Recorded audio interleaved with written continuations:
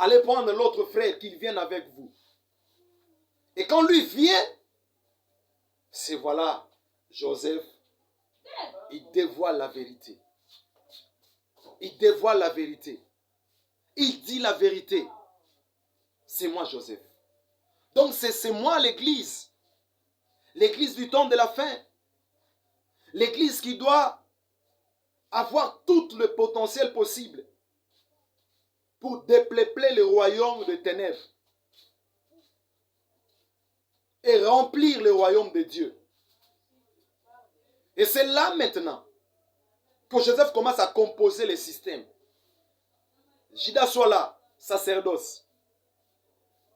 Judas soit là, royauté. Jésus, homme. Lévi soit là, sacerdoce, les spiritualités. Siméon soit là. C'est qu'on doit fabriquer pour que ça produise le pain. Oh non, mais pour que ça produise le pain, le pain ne peut pas se produire par elle-même. Écoutez, Benjamin, c'était l'image précurseur du Saint-Esprit. Quand Benjamin est venu, maintenant la composition du pain doit se créer. Et Joseph maintenant commence à composer. Il déclare, il dit la vérité. Il commence à dire la vérité. Or, Judas déjà, il s'est offert pour que ses frères découvrent cette vérité. Pour que la vérité du Père soit découverte. Pour que la vérité de leur famille soit découverte. Il fallait déjà que Judas se donne à ration. Judas, c'était Jésus homme. De la même manière, Jésus s'est donné à ration. Judas aussi a dit à leur père, je me donne moi, si je ne reviens pas avec le jeune homme, si je ne reviens pas avec le jeune frère, prends-moi. Cela veut dire, il s'est donné déjà. Et Jésus a dit, si je ne m'en vais pas, pour que Jésus puisse aller auprès du Père, il faut qu'il meure. En mourant à la croix du calvaire. C'est là que son sacrifice était agréé. C'est là que le Père a agréé le sacrifice de Jésus. C'est là que le Père a accepté ce sacrifice. Il n'y a aucun sacrifice depuis que le monde existe. Même lorsque le monde va s'arrêter, le temps va s'arrêter, il n'y a aucun sacrifice, même à l'éternité. Il n'y a pas un autre sacrifice que le sacrifice de Jésus-Christ. C'est ce sacrifice-là qui a permis au Père, dans son trône, de libérer le Saint-Esprit. Le Saint-Esprit, lui le Saint-Esprit, tu vois, je vais maintenant nous amener à comprendre. Parce que je sais déjà là, tu es en train de sauter. Écoutez, lorsque tu vas à l'université, tu payes les frais académiques. Pour que le frais académique soit clairement dit que tu as payé, on doit te faire une facture. C'est cette facture-là qui confirme réellement que tu as payé. Même si, en ce moment, dans un certain temps, on veut mettre tout le monde qui n'ont pas payé dehors. Toi, on va se référer de ton facture. Mais maintenant, lorsque Christ était monté à la croix, pour qu'il puisse croire même lui-même, Jésus homme, que son sacrifice était agréé, il fallait que l'Esprit vienne. Il fallait que le Saint-Esprit vienne. Le Verbe créateur vienne vivre avec les hommes. Quand il viendra, quand il va venir vivre avec les hommes, c'est maintenant que le sacrifice de Jésus est agréé. Et c'est comme ça que lorsqu'ils étaient tous composés, la révélation de leur famille était sortie. C'est lui qu'ils considéraient comme étranger. Or, c'était leur frère. Écoutez, maintenant, on peut comprendre la vraie église de Jésus. Lorsqu'il y a toutes ces histoires qui se mettent ensemble. Là où la parole et l'esprit s'accordent de Jésus-Christ est Seigneur. Lorsqu'il y a toute cette décor-là des fils de Jacob, toute cette décor-là des fils d'Israël, ils sont ensemble. Et Benjamin vient s'ajouter. Maintenant, le Père peut descendre en Égypte parce qu'il a l'assurance.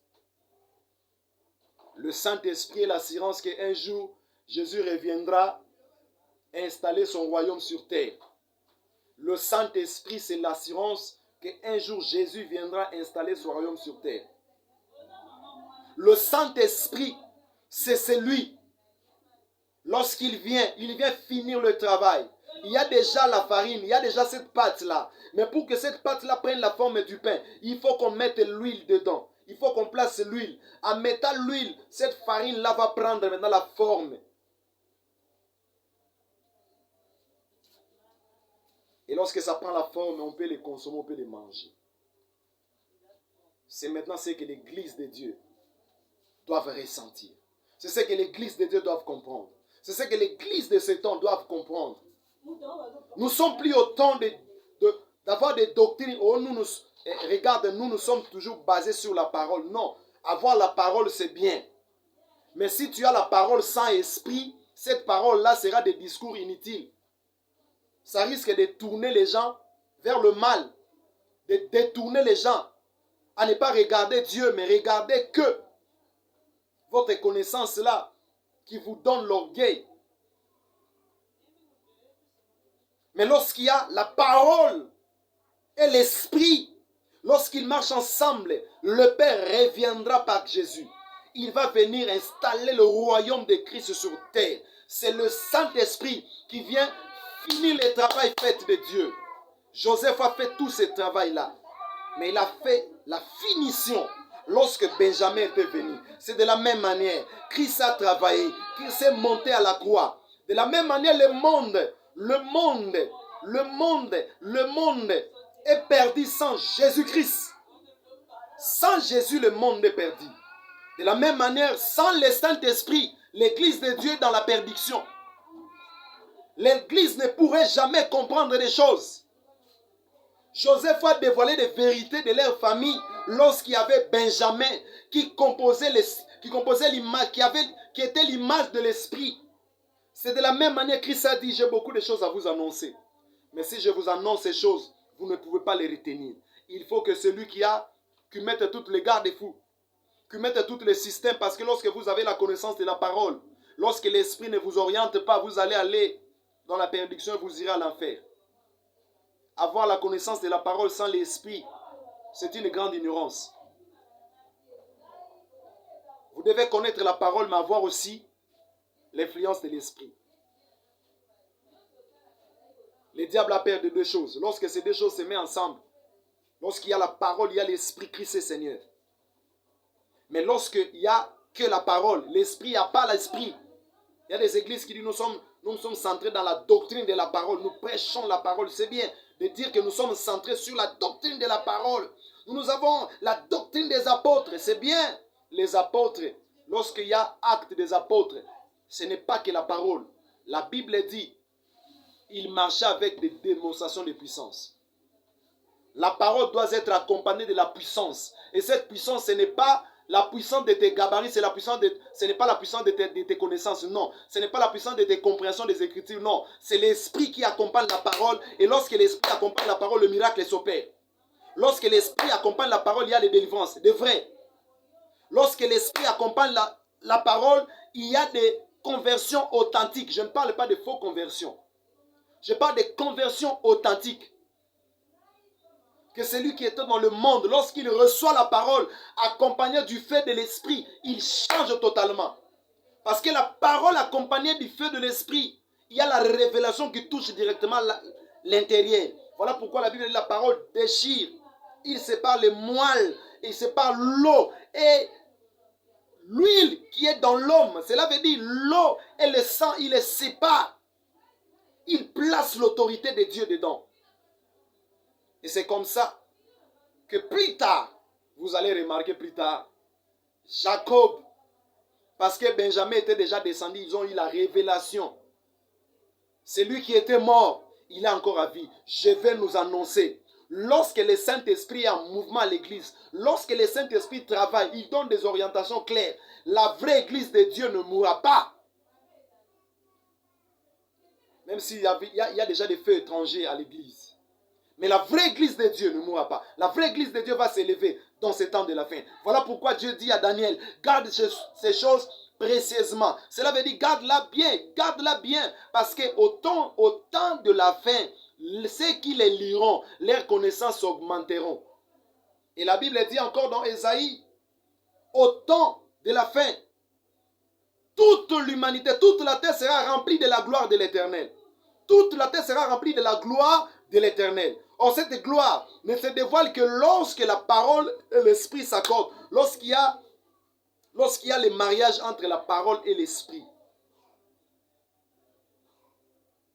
Il y a des églises spécialistes en esprit. Ils ont dit, nous ce n'est pas la parole, nous, c'est seulement le miracle. Non. À ces temps de la fin, on n'a pas besoin d'une église qui se dit seulement miracle. Non. Il y a des fois, les miracles ne sauvent pas. On ne peut pas être sauvé par les miracles. Non, le miracle, ça excite quelqu'un à croire. Mais la parole aussi, qu'on prêche seulement comme ça, n'est pas accompagnée par la puissance, ne pourra rien faire. Une parole sortie avec l'influence de l'esprit peut directement changer les dons, peut directement convaincre celui-là qui est dont le plus grand païen peut être converti et changer totalement sa vie. Dieu est fidèle. Mon frère, ma soeur, le Saint-Esprit est très important pour l'Église. De la même manière, Jésus-Christ est important pour le monde. De la même manière, le monde est perdu sans Jésus. De la même manière, l'Église de Dieu peut se perdre sans le Saint-Esprit. Si à l'Église, on ne peut plus parler de l'Esprit Saint, qui est le dernier cartouche de Dieu, et qu'il a libéré pour sauver le monde, pour ramener maintenant les gens vers le sacrifice suprême de Jésus-Christ à la croix. L'Esprit Saint qui ramène maintenant tout le monde, qui ramène maintenant les élites de croire, de comprendre ces choses. Le Saint-Esprit, c'est le Dieu qui nous donne l'éclairage, qui nous éclaire, qui nous permet de voir bien les choses que Dieu veut que nous puissions voir. Sans l'Esprit de Dieu, il n'y a pas la compréhension des Écritures. Voilà pourquoi tu ne pourras jamais comprendre la Bible sans l'Esprit de Dieu. Toutes ces choses que je viens de nous enseigner, je peux les comprendre que par le Saint-Esprit. Je peux les comprendre que parce que l'Esprit de Dieu me donne la compréhension. Aide-moi à te dire et permets-moi à te dire, si tu ne marches pas avec le Saint-Esprit, tu iras en enfer. Tu as la parole, mais tu dois avoir aussi l'Esprit. Car la parole sans esprit ne t'amènera nulle part. Tu dois avoir l'influence de l'Esprit avec la parole. La parole avec l'influence de l'Esprit, c'est ça maintenant. Parce que la parole elle-même a la dimension spirituelle que beaucoup ignorent. Beaucoup de gens parlent de la parole de Dieu. Ils prêchent la parole de Dieu. Ils écoutent la parole de Dieu. Mais ils entendent la parole de la dimension charnelle. Et voilà pourquoi même dans la Bible, il y a des exemples.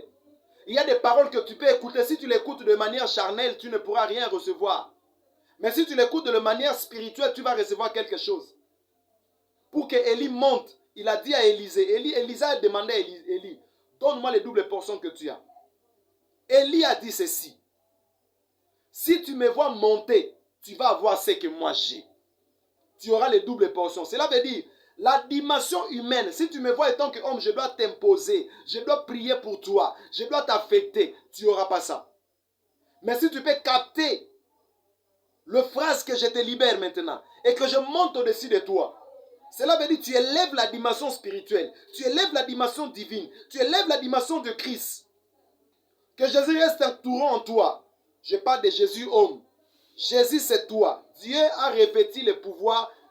Il a dompté Jésus le pouvoir de Christ. Cela veut dire que Christ c'est la dimension divine qui vient s'installer en Jésus qui est homme.